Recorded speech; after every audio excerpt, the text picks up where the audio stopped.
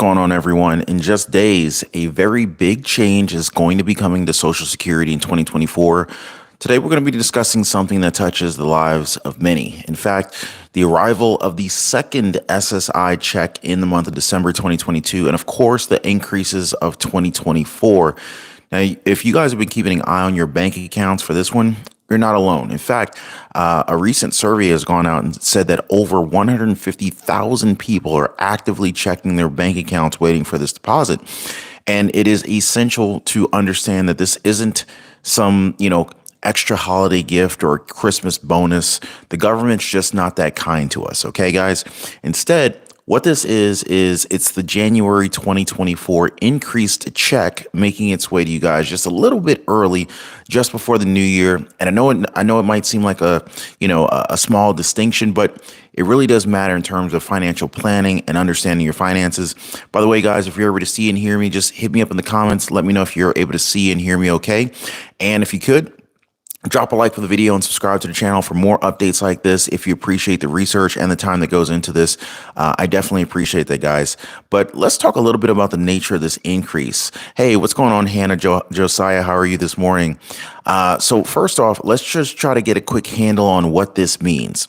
So the Supplemental Security Income, also known as SSI, it's another form of the Social Security benefits, another type of fixed income benefit.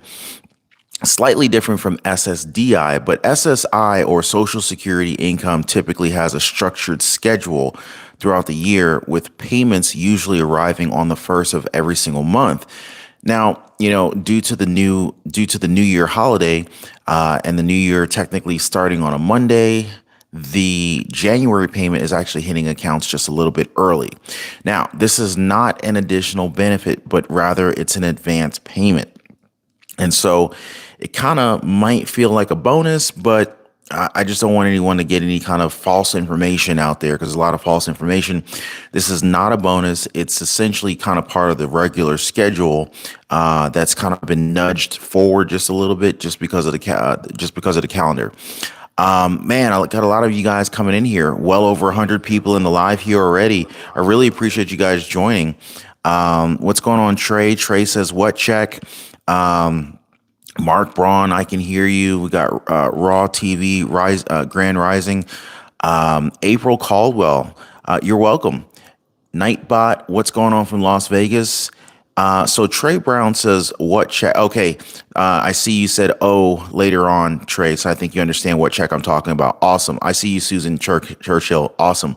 So yeah, that's what's going on here. So also, I want to kind of break down a little bit the increase for Social Security. Now, for the part that probably is going to interest you the most, let's talk about the numbers real quick, okay? So for 2024, there's a cost of living adjustment, frequently commonly known as the COLA. So this increase of a whopping 3.2%. Oh God, the government was so generous to us, right? So the cost of living adjustment increase of only 3.2%. Don't go spending it all in one place now, right? Which means just a little bit more in your pocket compared to what we saw in the 2023 amounts. So 2023, we saw like what, 2022 was like actually going into 2023, it was actually 8.7% COLA adjustment increase. But for 2024, they weren't nearly as generous, but, it's all tied to the CPI. The COLA is tied to the cost of living increase, or the CPI versus the CPIE. Ultimately, it's tied to inflation. And since inflation wasn't quite as high, which is a good thing, the bad thing is that it didn't increase the COLA as much as it had done the previous year. So, you know how the government does. They give some away and then they taketh away, right? Just like a lot of people were saying on the last live I did talking about Social Security, how a lot of people were seeing their Social Security benefits getting slightly increased, but then Medicare expenses or premiums went up, or Social Security increased, but then their SNAP benefits were decreased or even removed entirely. So It's a bit of an unfair system to a lot of people, and it kind of sucks from that regard. You guys, let me know if you know what I'm talking about. I see Greg Mikish saying, "Yeah, that 3.2%, $30. How can you do anything with an extra $30? I think it's senseless." You know what's really funny, which is not really funny, but you know what's figuratively speaking funny is, gas prices can go up just, $1, and that'll eat up your entire cola increase for the whole month, So anyway, they're not helping out a whole heck of a lot, but I just want you guys to understand what's really happening. Okay. So, for individuals, the monthly payment has risen up from $914 to $943. And for couples, it's up from the previous total. Now, it's important to note that these increases, again, they're based on the COLA, which is ultimately designed to kind of help you keep your benefits in pace with inflation. Now, do you think that your benefits are keeping up with inflation? Do you feel like your benefits are helping you out when you're, buying groceries, gas, paying for rent increases, paying for your property taxes as they increase? Are you genuinely feeling like the COLA is doing a good job of keeping up? Let me know what you guys think in the comments on that one.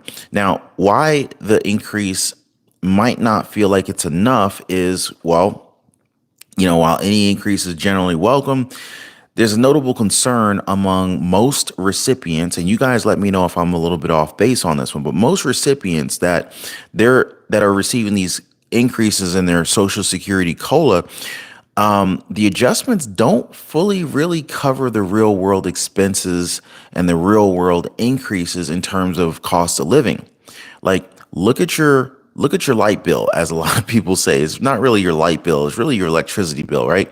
So look at your electricity bill, look at your gas bill, look at your property tax. Man, I got a property tax bill on this table somewhere, and they over here telling me I owe them an extra $948. I've already paid it, but apparently the amount of money in my mortgage payment escrow wasn't enough to cover the property tax increase. So they went and sent me a separate bill that I have to pay because the escrow was short. And you guys let me know. If you've gotten any kind of letters from your county telling you that your property taxes have gone up, like I did, because I got another one saying that my property taxes went up. I also got a letter from my homeowner's insurance policy for the house saying that went up. Premiums constantly going up. I don't even file claims. I don't file claims. I'm a low risk person to insure, and yet these insurance companies increase my rates on a regular basis. I don't know if you guys are seeing that. Anyway, so we're talking about, but these are everyday costs, right? These are everyday costs. So imagine you're on Social Security and you're getting hit with increases like the homeowner's insurance policy, or maybe your HOA goes up, and we all know how much we love HOAs, right? Maybe your gas bill is higher than maybe your water bill goes up, right? God forbid, something breaks in your house, like a refrigerator going out, or maybe the stove going out, a water heater, or a toilet starts leaking. By the way, if you guys own a home, make sure your home is protected. Get your free home warranty quote. There's a link for you guys in the description down below this video.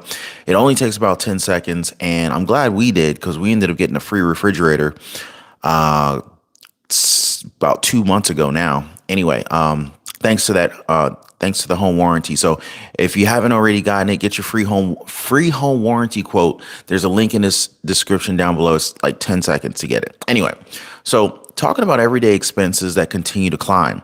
I mean, think of things like groceries, healthcare, housing. Like this year's increase, although some people might find it helpful, a lot of people probably don't feel like it's sufficient against the backdrop of many of these rising costs. And I mean, April Caldwell says somehow the American dream got lost. I couldn't agree with you more. So this year's increase, it's a little bit helpful. It's better than no increase, but it's not doing a whole heck of a lot.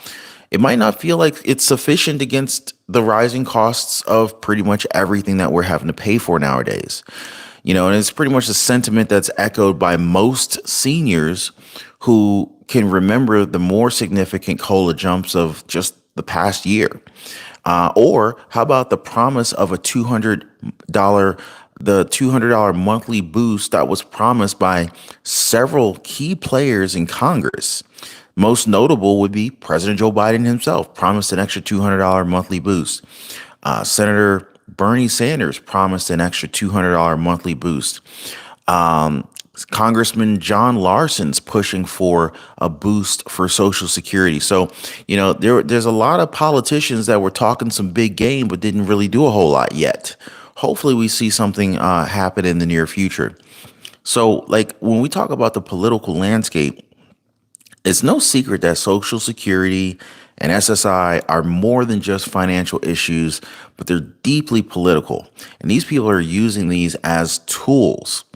Now, some people call these benefits entitlements or handouts. But when was the last time a handout something you had to pay for? I mean, I'm still working and I'm still paying into Social Security. So I definitely do not see this as a handout. By the way, if you guys are here for the first time, definitely consider subscribing to the channel if you appreciate the news and updates that I bring to you guys every single day. So anyway, at the end of the day, promises have been made, most notably during election campaigns, about increasing these benefits in order to better support Americans. Now, I'm not sure if it's just lip service, but one such promise came from none other than President Joe Biden's campaign, and it was the $200 monthly increase across various Social Security benefits. And this brings us to the Social Security Expansion Act. It was backed by multiple figures like Bernie Sanders, like Senator John Larson, like a number of different other key figures, but basically aiming to significantly boost the SSI benefits. Meanwhile, it's been discussed and debated multiple times, ad nauseum. But the actual progress on these promises and proposals has been a little bit slow. And then, if we look at the 2024 landscape and maybe even beyond that, the landscape of SSI and Social Security remains a critical topic. And the 2024 presidential election is right around the corner. So I'm really expecting to hear a lot more talks and proposals and promises to be made. But the thing is I think the American people are tired. They're done. They're tired of it. They're tired of the promises and they're waiting for action. You guys let me know if you're waiting for action, you're ready for action, and you're done with all of the promises coming out of Washington, D.C. But there are numerous bills and potential reforms that are actively on the horizon. So that much is good. Now, these proposals could mean significant changes in how much you receive, when you receive it. I think a lot of people are taking this as a slap in the face, though. But, as with all things political, the path from proposal to reality could be long and unfortunately, possibly uncertain.